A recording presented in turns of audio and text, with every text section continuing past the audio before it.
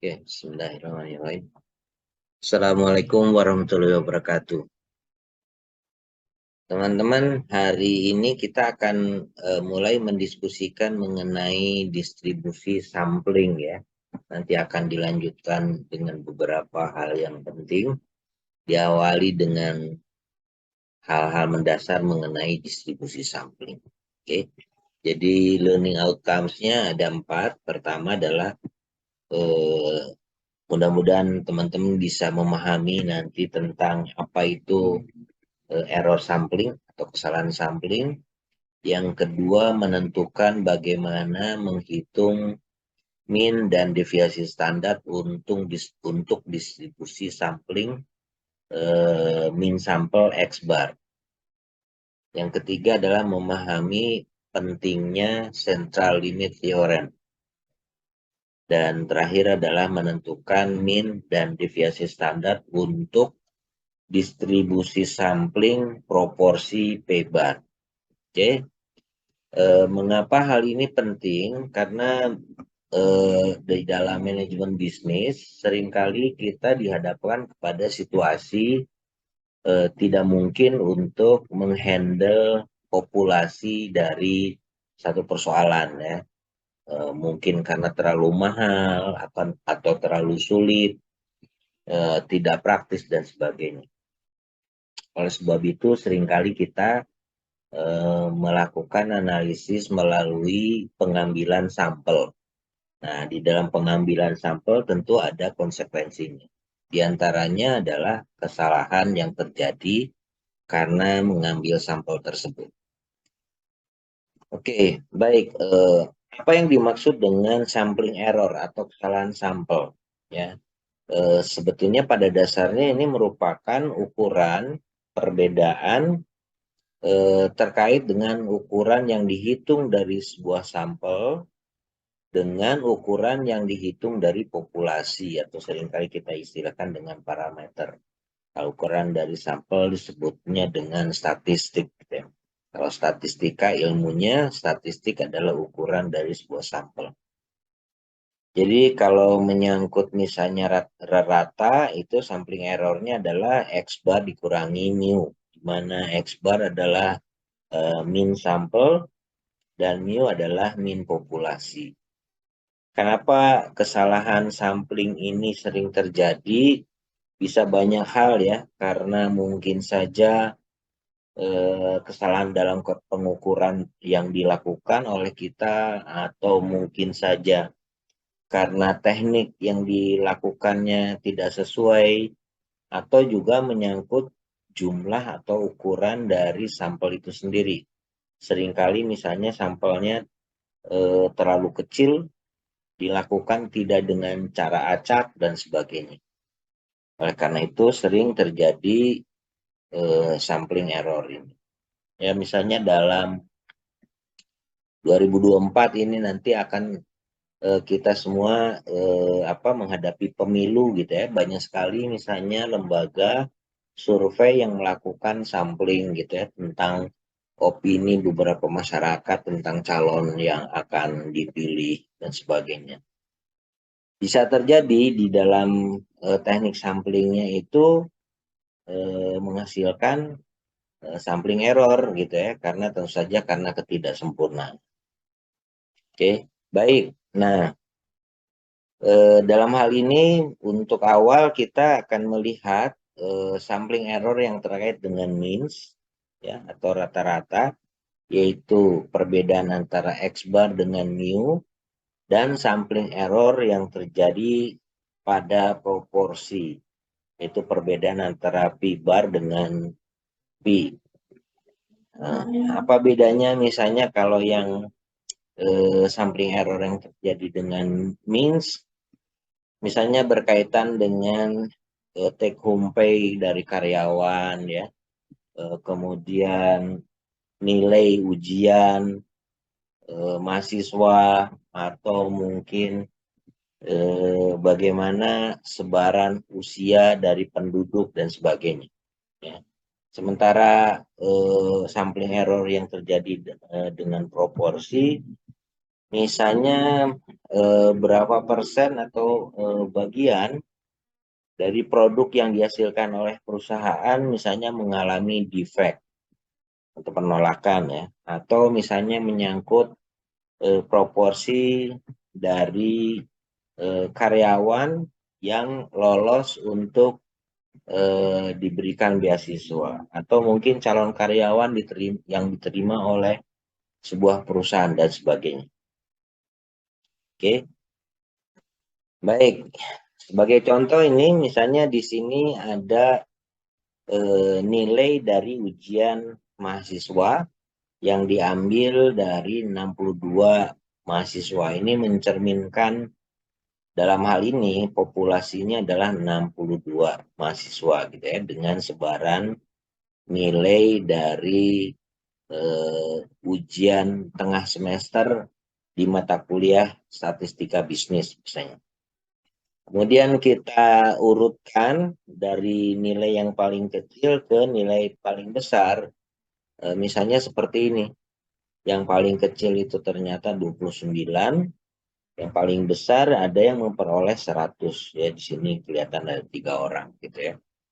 Nah, kemudian kita bisa menghitungnya bahwa min populasi adalah mu sama dengan sigma xi dari 1 sampai n besar dibagi n besar. N besar menunjukkan jumlah populasi.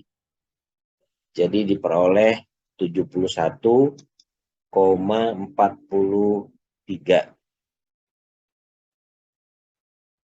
Oke, jadi sini ya 71,43. Kemudian deviasi standar dari populasi adalah sigma sama dengan akar dari sigma i dari 1 sampai n, xi minus mu dikuadratkan dibagi n besar. Ya, diperoleh nilai 16,80. Ya, jadi dalam hal ini parameter dari hasil ujian mahasiswa statistika bisnis itu adalah mu-nya 71,43 dan sigmanya adalah 16,8. Oke. Baik, kalau kita lihat misalnya dengan menggunakan histogram ya, frekuensi itu dengan interval berapa ini? 10 ya. Itu kelihatan bahwa hasil ujian tersebut sebarannya seperti ini. Jadi ada yang di bawah 60 itu 14 orang, antara 60 sampai 69 itu 10 orang, yang terbesar adalah antara 70 sampai 79 yaitu 17 orang, dan antara 80 sampai 89 dan 13 orang, serta di atas 90 itu 8 orang. Jadi nilai rata-rata ternyata terletak di interval 70 sampai 79. Oke. Baik. Kita lanjut. Jadi umpamakan kita mengambil sampling ya dari populasi tersebut, populasi nilai ujian tersebut dengan besaran sampelnya adalah 5 ya, dalam hal ini contoh misalnya ya. N-nya sama dengan 5, di mana N-nya N kecil.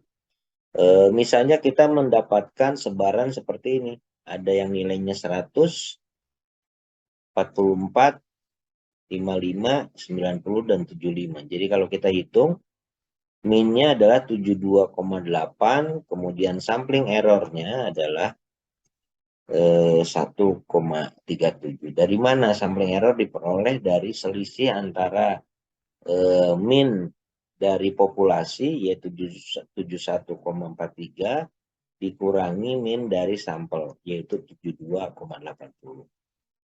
Oke. Baik. Berikutnya setelah kita lihat tadi dengan mengambil satu sampel berukuran 5 orang itu diperoleh seperti ini ya statistiknya. Jadi dalam hal ini sampel errornya adalah 1,37 lebih besar dari rata-rata populasi, di mana populasinya adalah 71,43. Oke. Baik, kemudian misalkan kita ambil sampel kedua, ya, ukurannya sama yaitu 5, dengan sebaran seperti tertera dalam layar ini ya. Jadi sampel keduanya nilainya 79, kemudian 70, 33, 29, dan 63. Jadi kalau kita rata-ratakan diperoleh 54,8 dan sampling errornya adalah selisih dari X bar dikurangi mu, mu-nya tadi ya 71,43 ya, dikurangi 54,80. Jadi kebalik ya, 54 dikurang 54,8 dikurangi mu yaitu 71,43. Diperoleh nilai minus 16,63. Oke. Jadi seperti ini ya. Jadi misalkan kita ambil sampel kedua ukuran 5 yang sama, diperoleh nilai ratanya 54,8, sehingga sampling errornya adalah minus 16,63. Oke. Seandainya kita lakukan seperti itu sampai 5 sampel gitu ya, maka kita misalnya memperoleh data seperti ini. Jadi sampel pertama dengan min seperti ini, sampling errornya seperti ini, ya. Kedua 54,8, sampling errornya minus 16,63 dan seterusnya sampai sampel kelima dengan nilai min 72 dan sampling errornya adalah 0,57. Oke.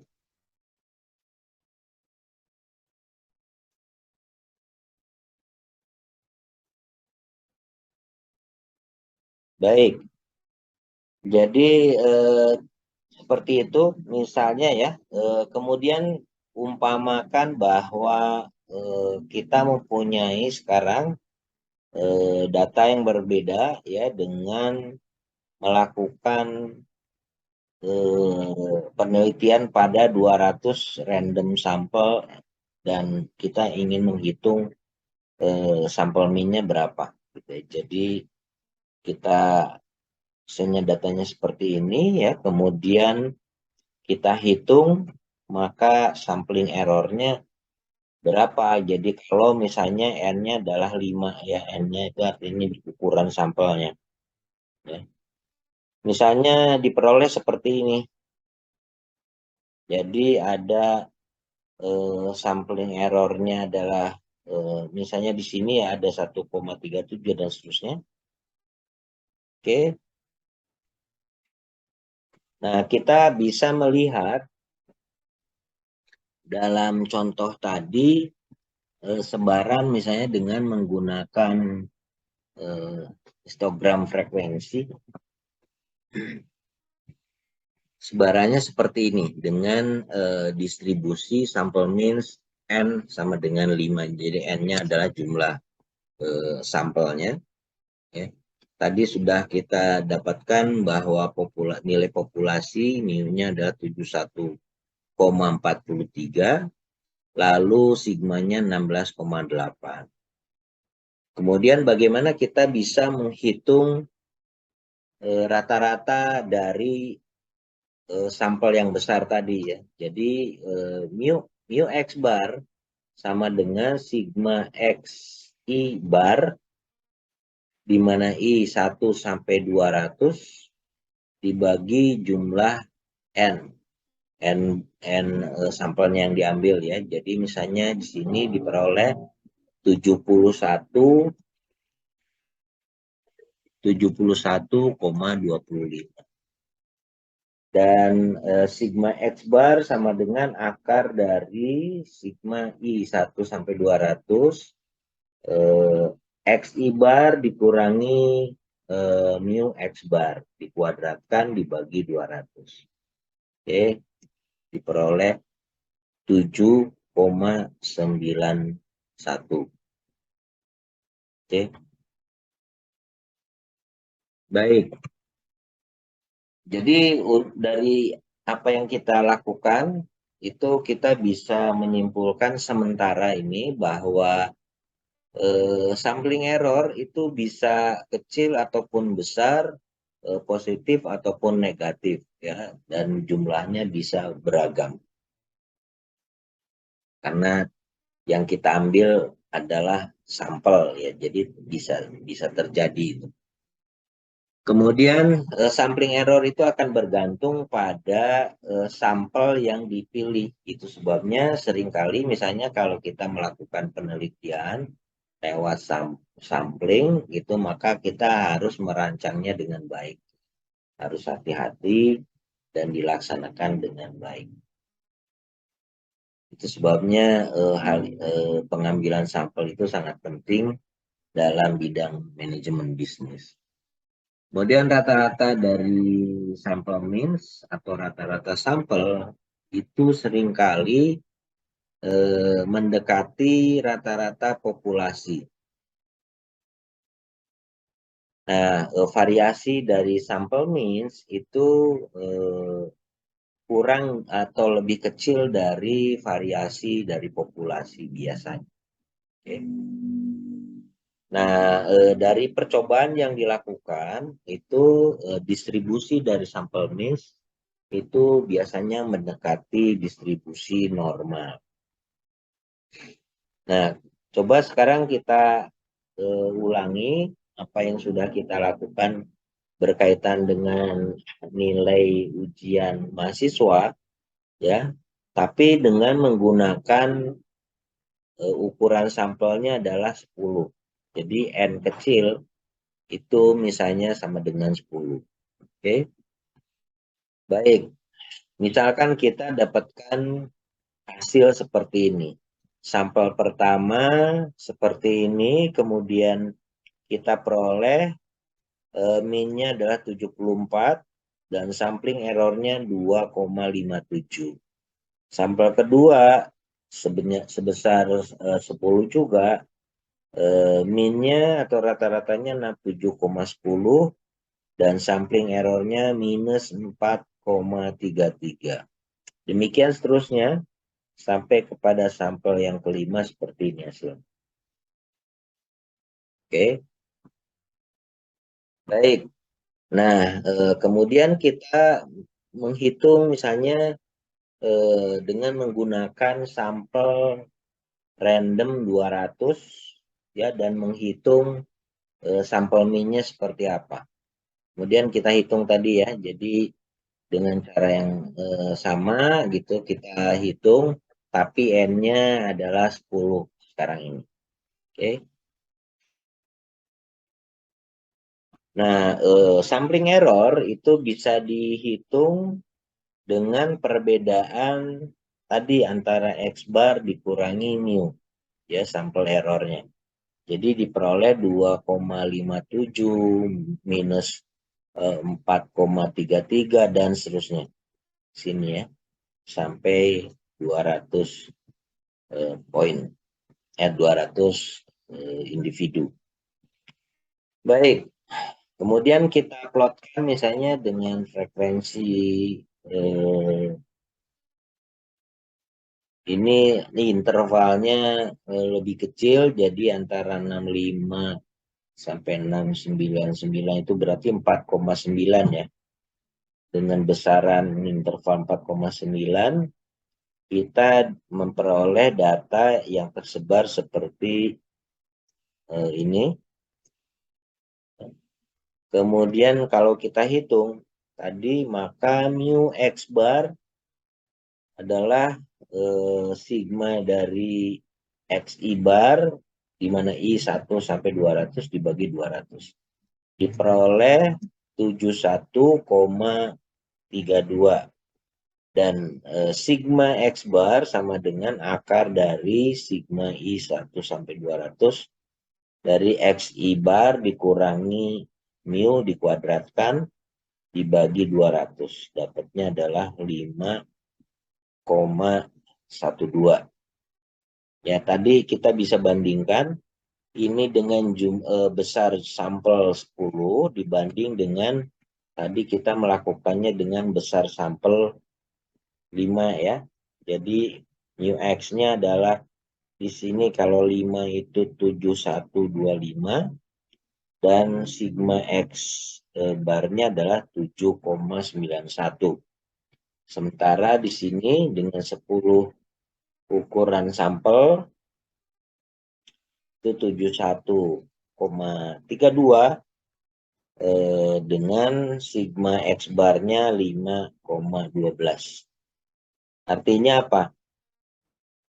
Artinya dengan menggunakan ukuran sampel 10 kita memperoleh nilai statistik yang lebih baik ya. Ini lebih mendekati nilai min populasi dan mendekati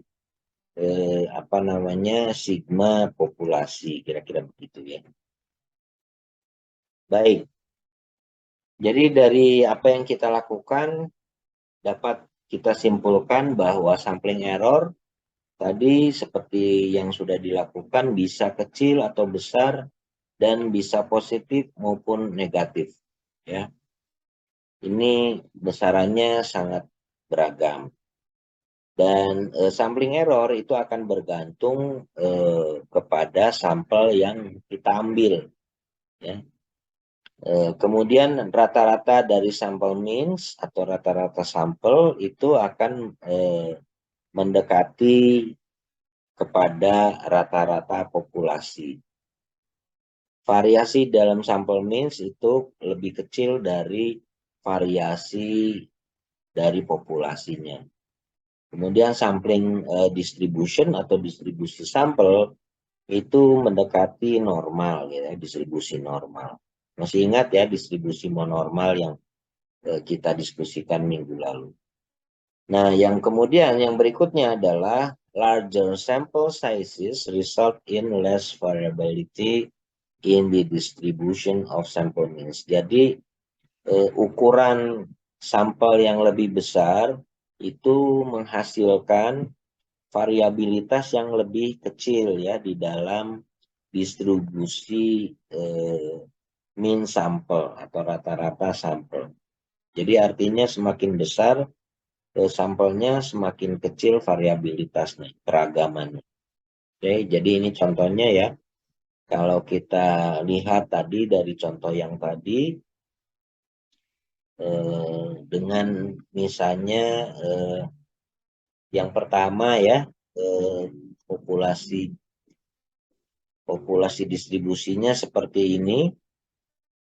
Kemudian yang kedua adalah dengan 200 jumlah sampel dan besaran sampelnya adalah 5 di sini diperoleh mu X bar 71,25 dan sigma X bar 7,91. Sementara dengan 200 sampel dengan N sebesar 10 diperoleh mu X bar 71,32 dan sigma X bar 5,12. Sebarannya seperti ini. Oke.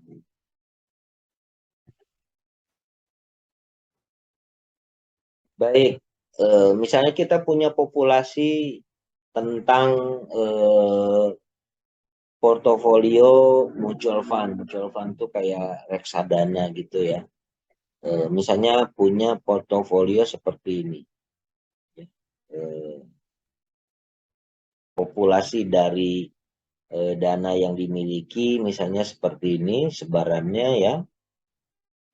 Dengan mu sama dengan 2,505 dan sigma 1,503.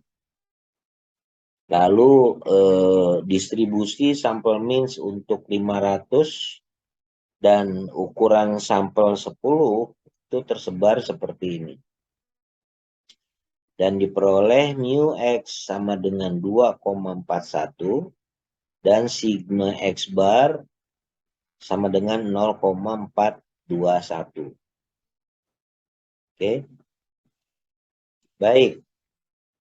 Yang berikutnya yang saya kira penting untuk kita diskusikan menyangkut distribusi sampling, yaitu teorema pertama ya, bahwa untuk setiap populasi nilai rata dari mean sampel yang mungkin yang dihitung dari seluruh possible sampel secara random dengan ukuran tertentu dari populasi sama dengan rata-rata populasinya. Oke, jadi untuk semua populasi ya, nilai rata dari rata-rata sampel yang dihitung dari seluruh kemungkinan sampel random dengan berbagai ukuran itu sama dengan mean populasi. Jadi dalam hal ini artinya mu X bar sama dengan mu. Mu X bar sama dengan mu. Okay. Nah, dari contoh sebelumnya yang disimulasikan, beberapa possible sampel yang mungkin ya yang kita coba tadi dengan jumlah sampel ukuran 5 dan 10 itu bisa kita lakukan dengan berbagai ukuran sampel sehingga pada akhirnya kita bisa mendapatkan secara umum sebetulnya mu X bar sama dengan mu atau rata dari sampel itu tadi ya, misalnya sebagai contoh dengan N sama dengan 5 kita memperoleh mu X barnya 71,25 dengan N sama dengan 10 atau ukuran sampel 10 itu mu X barnya ternyata 71,32 ini kan mendekati ini ya, mu dari populasi. Oke. Jadi sesuai dengan teorema pertama. Oke, tentu ini dengan artian bahwa simulasinya diulang-ulang terus gitu ya.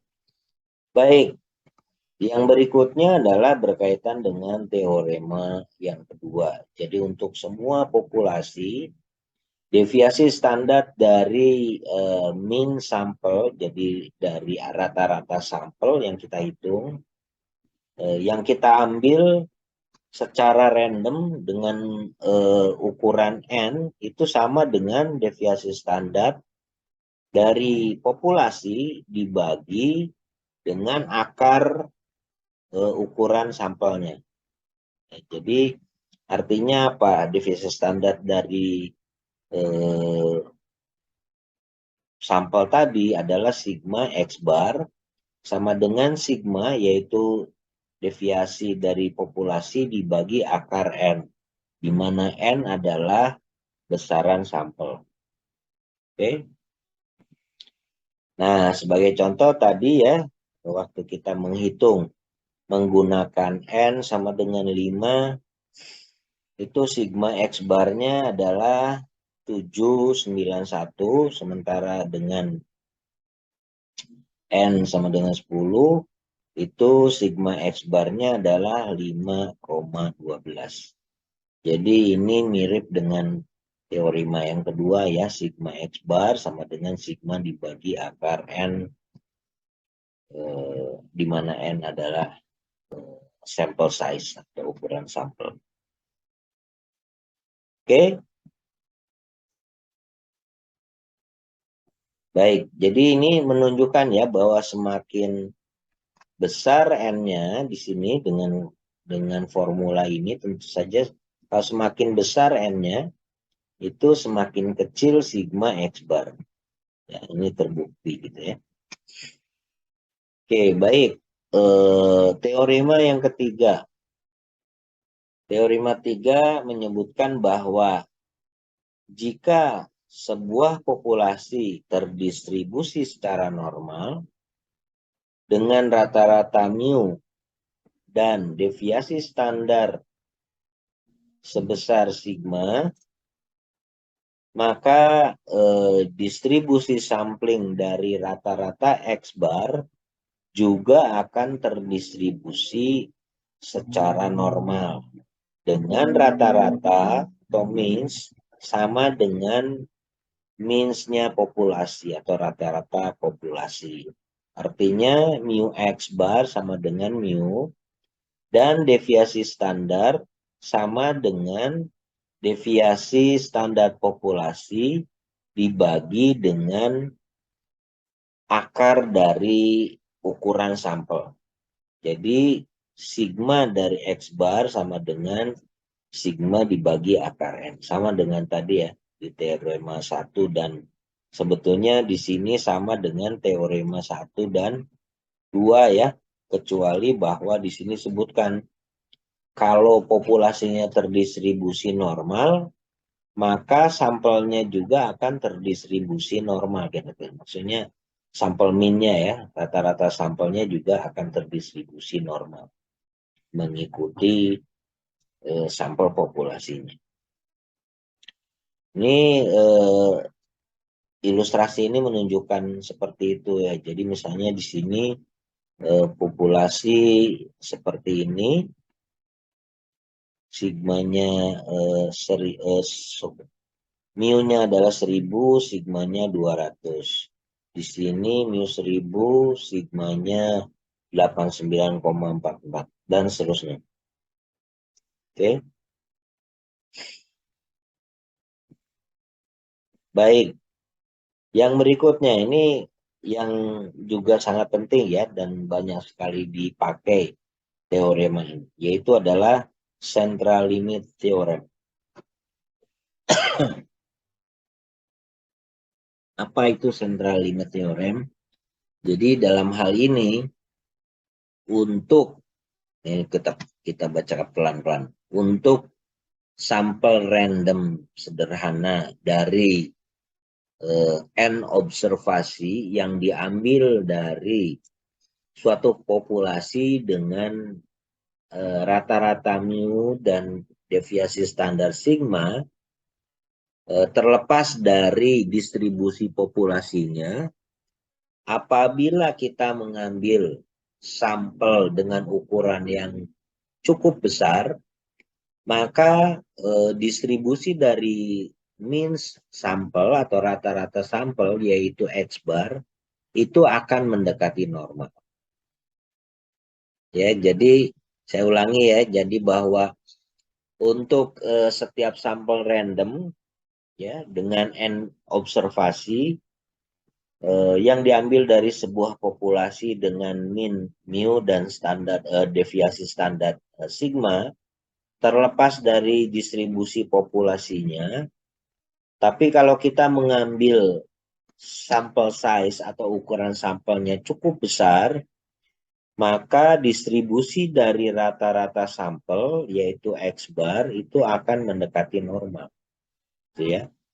Dengan statistiknya min itu equal dengan min populasi.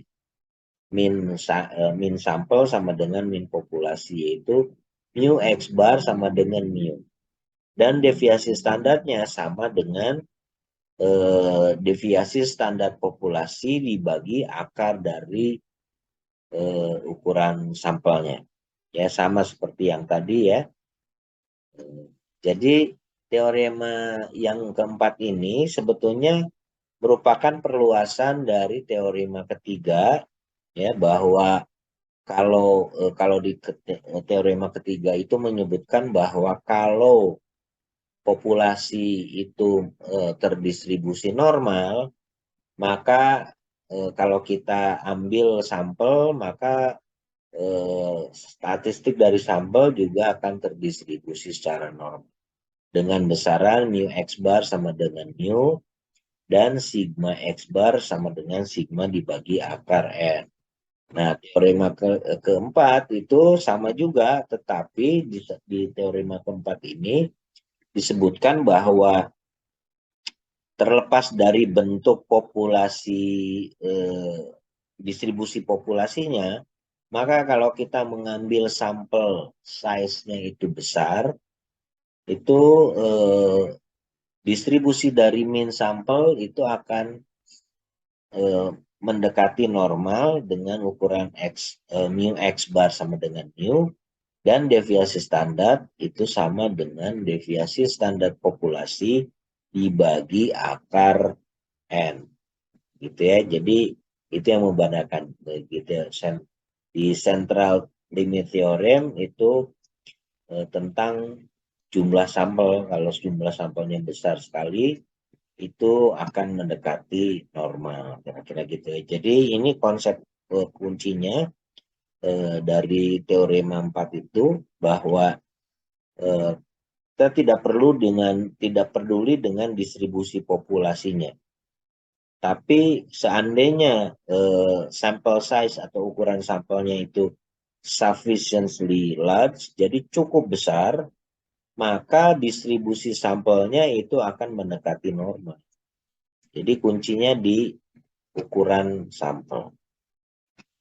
Oke.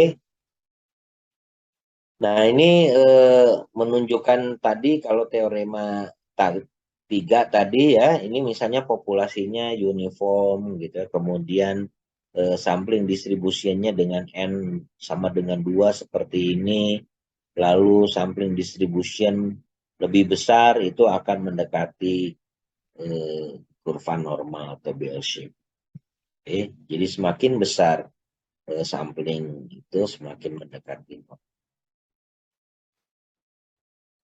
Ya, jadi terlepas dari populasinya seperti apa. Nah, ini misalnya yang sebelumnya kita diskusikan ya, misalnya ada distribusi eksponensial gitu, kemudian kalau N-nya agak besar ya, dengan N sama dengan 4 kelihatan seperti ini, dan dengan N yang cukup besar itu akan terdistribusi secara normal.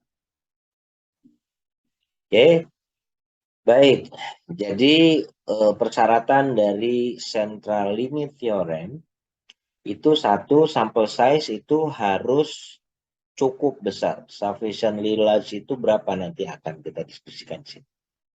Jika populasinya itu simetrik ya, sebelah kiri dan sebelah kanan itu mirip gitu ya, seperti mirror atau kaca ya, maka sample size yang kecil juga bisa menunjukkan distribusi normal. Oke.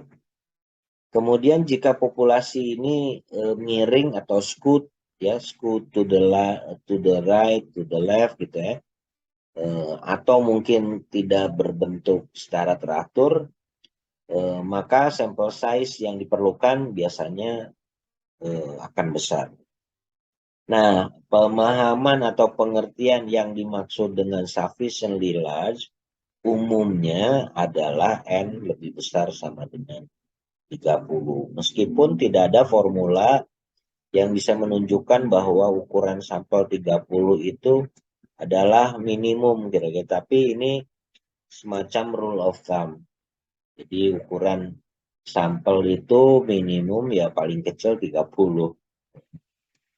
Itu biasanya yang kita sepakati secara umum. Tapi ini sekali lagi, kalau dalam penelitian, maka kita tetap harusnya mengikuti kaidah-kaidah ukuran sampel minimum yang sebaiknya dipenuhi ya. Baik. Nah, berikutnya seperti yang sebelumnya pernah kita diskusikan, bagaimana kita menggunakan z-value ya dalam tabel z, di mana ini merupakan nilai yang distandarkan dari nilai aslinya, yaitu yang X bar. Oke. Jadi misalnya dalam hal ini jarak relatif dari sebuah rata-rata sampel itu dihitung dari pusat, titik pusat ya, di mana itu menunjukkan dari 0 dengan cara apa ya, dengan membakukan atau standardizing dari distribusi samplingnya. Jadi ukuran Z ini adalah menunjukkan nilai deviasi standar ya, dari rata-rata. Jadi Z itu adalah X bar dikurangi mu dibagi sigma dibagi akar N. Ini kan sebetulnya yang bawah ini adalah sigma X bar ya. Jadi Z sama dengan X bar dikurangi mu dibagi sigma X bar. Di mana X barnya adalah sigma dibagi akar dari N. Oke, sama dengan yang minggu lalu kita diskusikan. Baik, ini sebagai contoh. Misalnya sebuah perusahaan pengolah makanan itu salah satunya adalah menghasilkan French fries. Ya, jadi kentang yang dipotong-potong itu ya, yang biasa dijual di fast food restoran biasanya. Itu di sini juga sama. Jadi misalnya mereka memproduksi French fries untuk fast food outlets. Kemudian distribusi dari French fry itu panjangnya itu dianggap lah ya, dianggap terdistribusi normal dengan min atau rata-rata panjangnya adalah 4 inci. 1 inci itu kan sekitar 2,5 cm gitu ya. Jadi panjangnya rata-rata 4 inci dan deviasi standar 1 inci.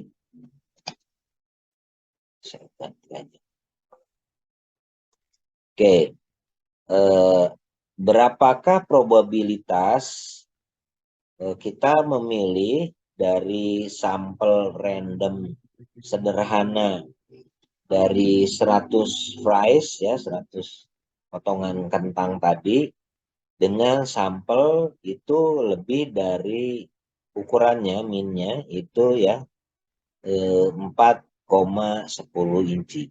Tadi kita ketahui katanya rata-rata dari potongan French fries tadi 4 inci dengan deviasi standar 1 inci. Jadi ini artinya kan ini adalah parameter dari populasi ya. Oke.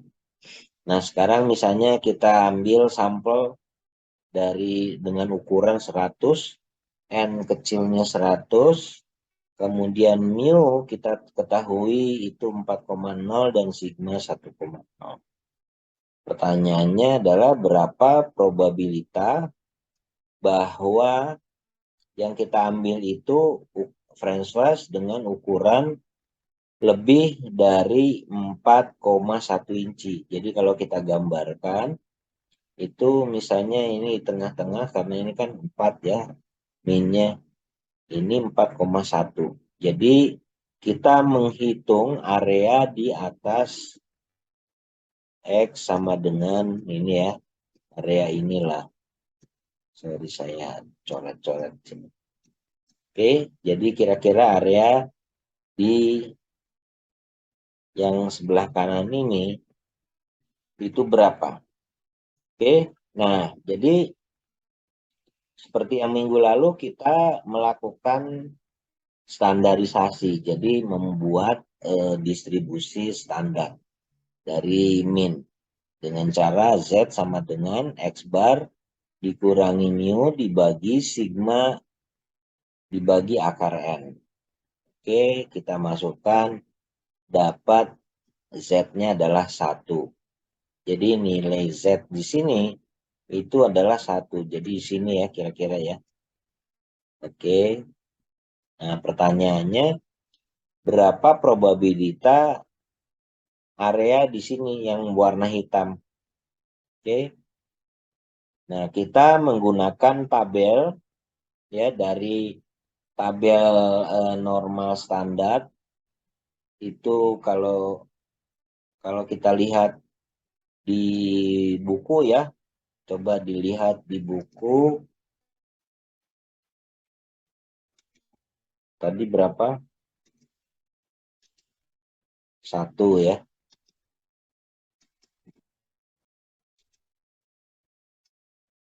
Jadi saya share ini. Teman-teman bisa lihat ya. Di buku teks kita halaman 796 itu appendix D, standar normal distribution table, jadi tabel distribusi normal yang standar. Itu kita bisa lihat di sini nilai Z1. Nilai Z1 0,3413. Ya, kalau Z-nya itu adalah 1. Oke. Jadi tadi berapa? 1 adalah 3413 ya.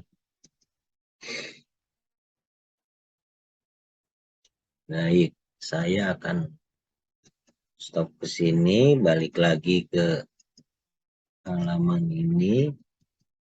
Jadi kita bisa lihat dari tabel normal standar. Sorry. Udah kelihatan ya.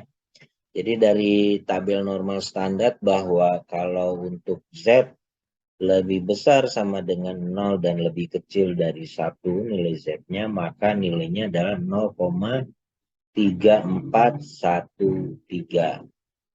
Jadi kalau nilai Z lebih besar dari 1, yang area hitam ini adalah 0,5. 0,5 dari mana? Dari, ini kan simetrik ya, karena jumlahnya 1 berarti separuhnya adalah 0,5.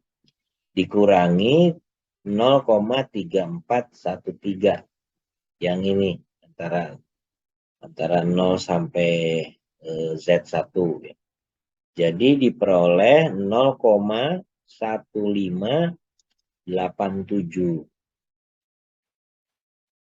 ya. Jadi 1587 ini menunjukkan area yang berwarna hitam. Oke, sampai sini bisa ditangkap ya. Jadi nanti tentu teman-teman harus berlatih bagaimana menggunakan tabel normal standar ini yang di appendix D ya. Oke, jadi biasakan itu ya, karena boleh jadi kita di ujian tentu saja nanti harus melihat tabel tadi. Ya. Jadi mohon nanti asisten membantu bagaimana di exercise termasuk menggunakan tabel tadi ya. Oke, jadi kita tadi sudah bisa menghitung dan menjawab pertanyaan tadi ya. Nah, sekarang misalnya yang berikutnya adalah bagaimana kalau kita menggunakan sampel dengan N64 Fries ya. N-nya 64, kira-kira berapa probabilitas bahwa French fries tersebut ukurannya lebih kecil atau lebih pendek dari 3,85 inci. Jadi di mana itu? Tadi ukuran rata-ratanya dari populasi itu kan 4 di sini ya. Berarti 3,85 atau lebih kecil itu daerah di sebelah kiri ini. Ya. Jadi pertanyaannya tadi berapa probabilitasnya kalau kita mengambil 64 slice bahwa ukurannya adalah lebih kecil dari 3,85. Sama dengan cara yang sama kita menghitung berdasarkan tabel normal standar ya. Kemudian kita hitung dengan formula Z sama dengan X bar dikurangi mu. Ini jadi harus memang paham ya penggunaan ini. X bar karena kita menggunakan tabel Z ini. Jadi kita menghitung Z-nya. X bar dikurangi mu dibagi sigma dibagi akar N. Ya, dimasukkan. Bisa coba dihitung teman-teman. 3,85 dikurangi 4 dibagi 1 akar 100. Akar 100 itu berapa? 10 ya. Jadi minus 0,15 dibagi 10. Oke. Jadi 1,5 dapatnya ya. Nah, kita bisa lihat. Jadi pertanyaannya adalah berapa probabilitas Z lebih kecil dari minus 1,5. Oke, dari Z perhitungan sebelah kiri ini ya. Jadi lihat di tabel.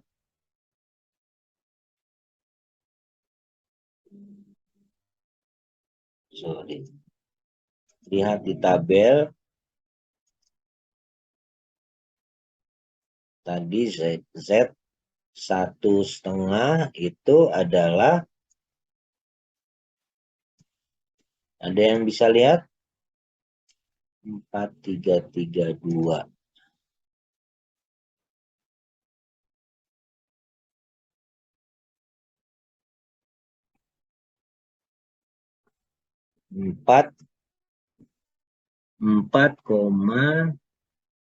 0,4332. Ya, jadi 0,4332. Oke, jadi kalau begitu maka di sini sebetulnya kita bisa menghitung ya di sini.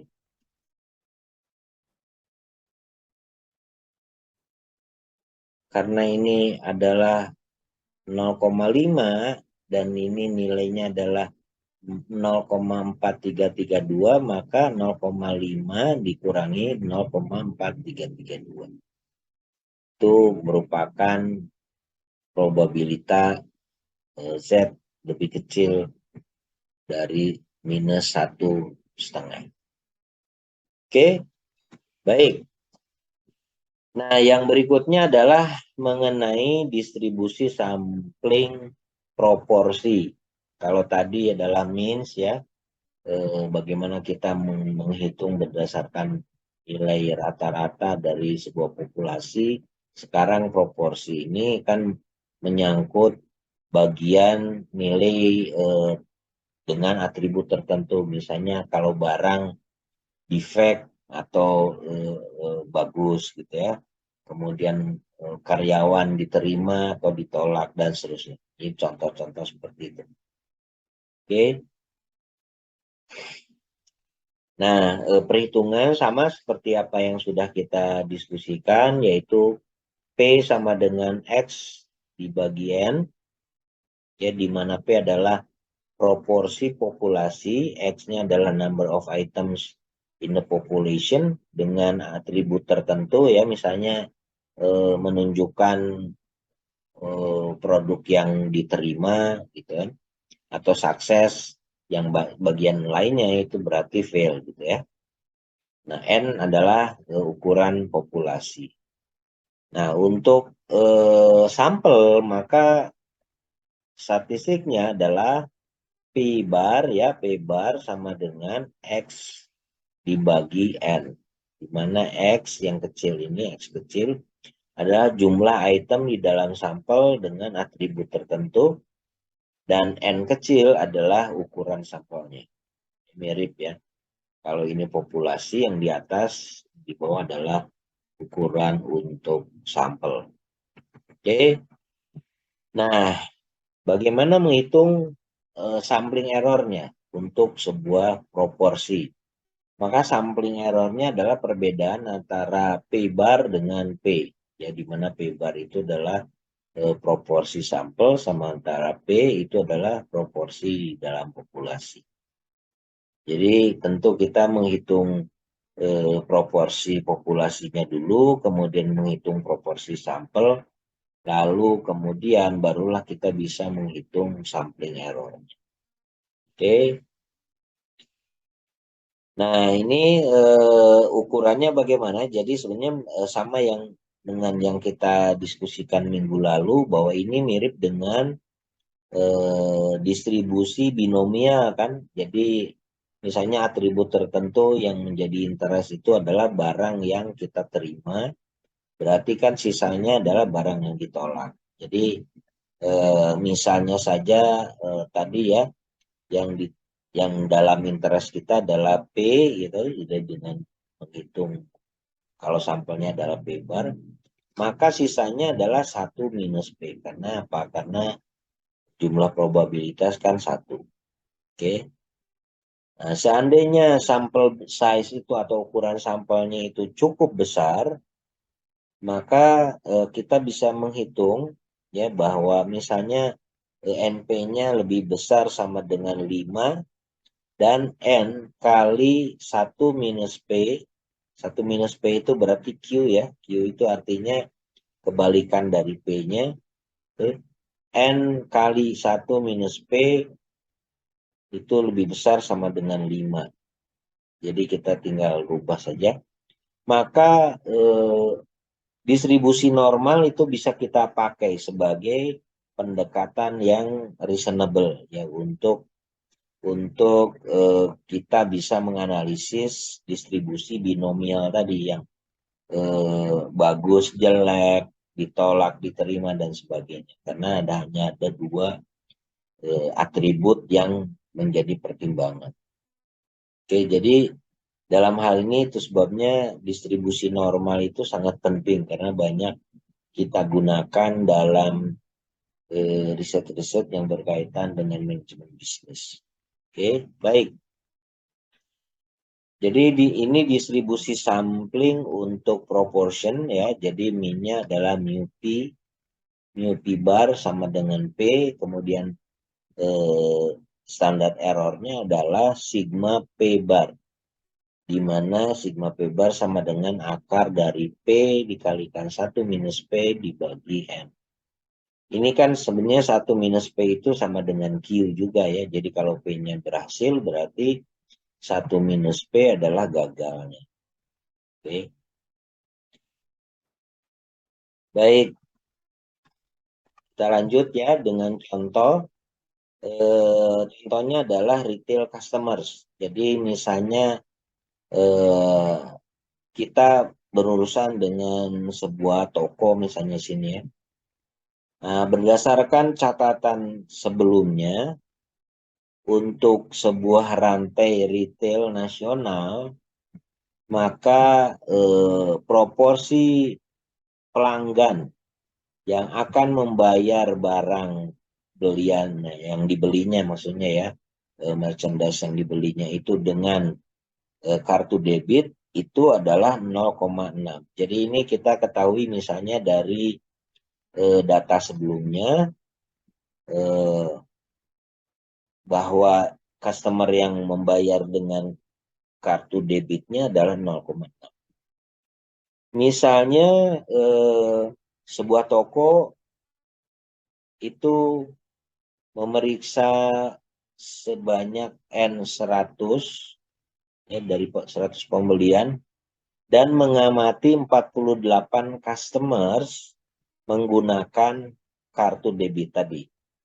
Jadi ini misalnya kalau ini kan berarti populasi ya yang parameter 0,6 ini. Nah, sekarang misalnya sebuah toko memeriksa dengan sampel sebanyak 100 itu dari 48 customers itu menggunakan kartu debit. Berapa probabilitas bahwa proporsi sampel dari 0,48 atau kurang atau lebih kecil jika misalnya proporsi populasinya tadi yang ini yang 0,6.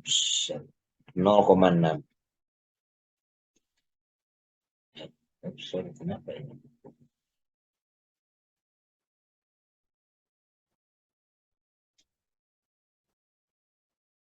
Oke, jadi pertanyaannya adalah berapa proporsi kalau proporsi 0,48 atau kurang Jadi P-barnya adalah lebih kecil sama dengan 0,48. Oke. Nah, jadi kita bisa menggunakan pendekatan dengan distribusi normal terstandar tadi ya. Jadi kita hitung di sini mu P sama dengan P, yaitu 0,6.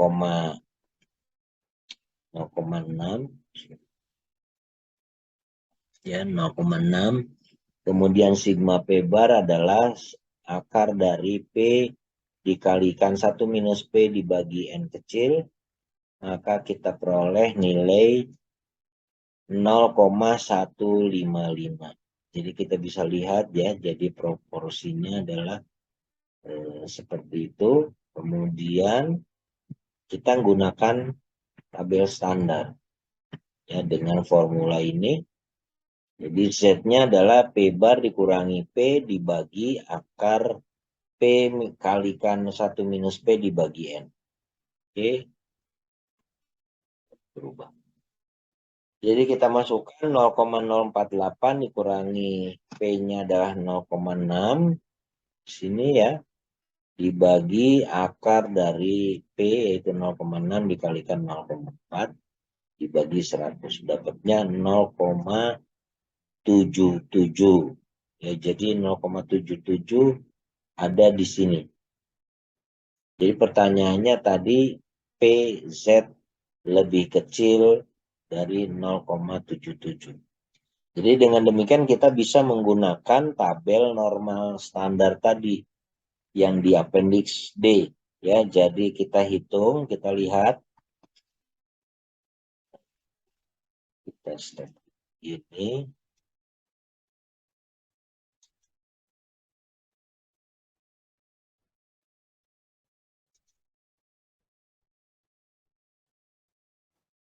Oke. Baik, tadi Z berapa? 0,77 ya. 0,77 di sini ya. 0,7 ke kanan itu berarti 0,2794. Betul? 0,2794. Oke. Kemudian kita balik lagi ke sini. Jadi kita bisa lihat tadi ya di tabel D itu adalah 0,2794. Itu adalah area di antara 0 sampai 0,77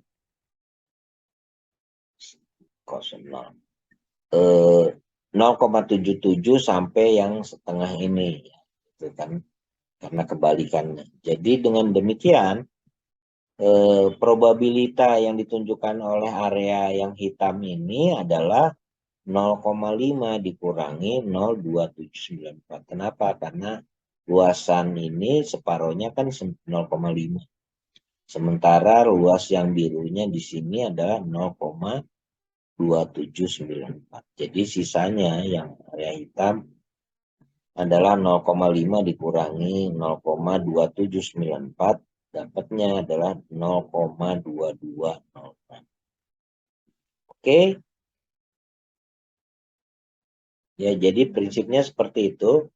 Jadi sekali lagi bahwa untuk means distribution itu dengan menggunakan pendekatan distribusi normal, demikian juga untuk proporsi ya, distribusi proporsi. Ketika sampelnya cukup besar, maka kita juga bisa menggunakan distribusi normal yang kita standarkan. Oke. Nah, ini misalnya meningkat agak sedikit ini ya. Untuk contoh income tax. Oke, silakan dibaca dulu supaya bisa difahami. A big problem for taxpayers has been the recent increase in fraudulent tax returns being filed with the IRS in the name of taxpayers. Jadi katanya salah satu masalah besar dalam bagi pembayar pajak itu belakangan ini adalah pengembalian pajak yang palsu, ya, yang diklaim eh, ke IRS, jadi kantor pajak di Amerika Serikat, ya, dengan mengatasnamakan taxpayer. Suppose the IRS believes that 15% of all taxpayers will be affected in 2016. Jadi misalnya saja diyakini bahwa 15% dari pembayar pajak itu akan terpengaruh di tahun 2016.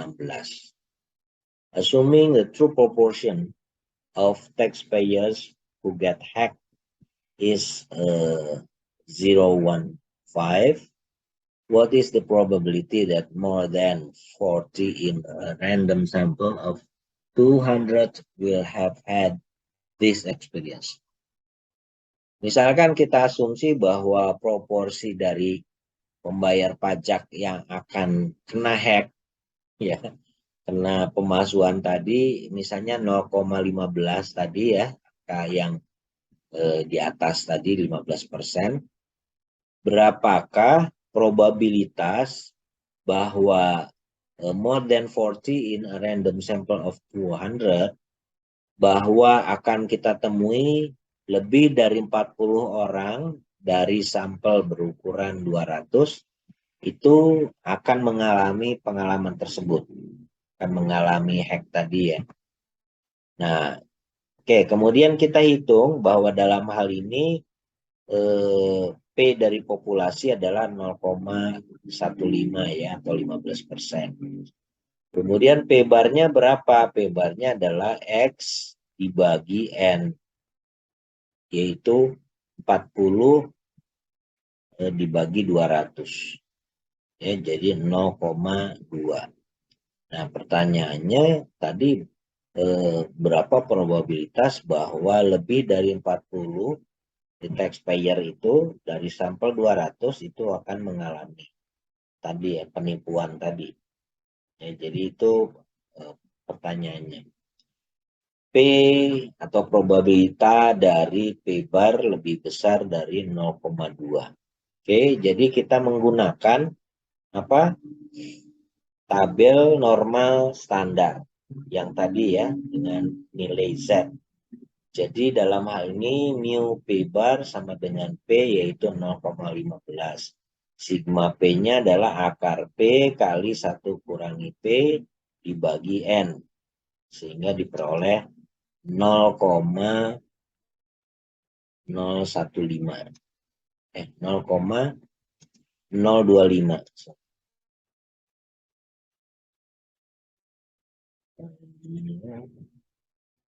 Ya, ini. Kemudian kita plotkan di tabel distribusi normal yang standar. Jadi pertanyaannya adalah berapa di mana P barnya lebih besar dari 0,02. Jadi di sini, ya. Oke. Nah, kita lihat dari perhitungan untuk distribusi normal standar, maka Z sama dengan P bar dikurangi P dibagi akar dari P dikalikan 1 minus P dibagi N. Diperoleh nilai 1,98. Jadi kita ingin mencari nilai probabilitas di area di atas Z sama dengan Z lebih besar dari 1,98. Tinggal kita buka saja di tabel Z. Ya, sorry, ini bolak-balik. Z dari 1,98.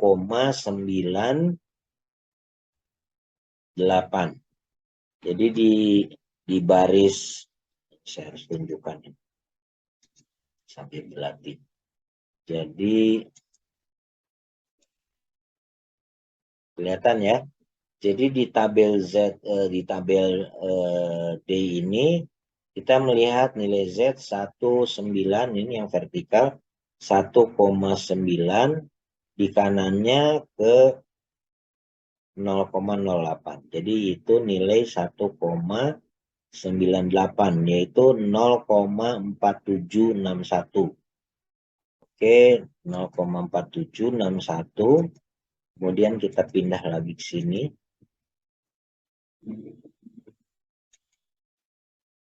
Ya, jadi artinya nilai dari Z sama dari 0 sampai 1,98 itu adalah 0,4761 tadi ya. Jadi area sini adalah 0,5 dikurangi 0,4761 yaitu 0,0239. Oke ya, jadi seperti itu caranya kita memecahkan problem dari sampling yang berkaitan dengan proporsi. Jadi keduanya baik itu means maupun proporsi biasanya kita menggunakan aproksimasinya adalah distribusi normal. Kemudian dari distribusi normal itu kita menghitung distribusi normal standar sehingga kita bisa menggunakan tabel tadi. Oke. Itu juga bisa kita gunakan Excel ya. Jadi waktu kita memecahkan masalah nanti coba didiskusikan dengan Mas asisten bagaimana kita menggunakan Excel dalam hal seperti itu. Oke, baik. Saya kira itu untuk diskusi kita hari ini ya. Nanti akan dilanjutkan oleh teman-teman asisten.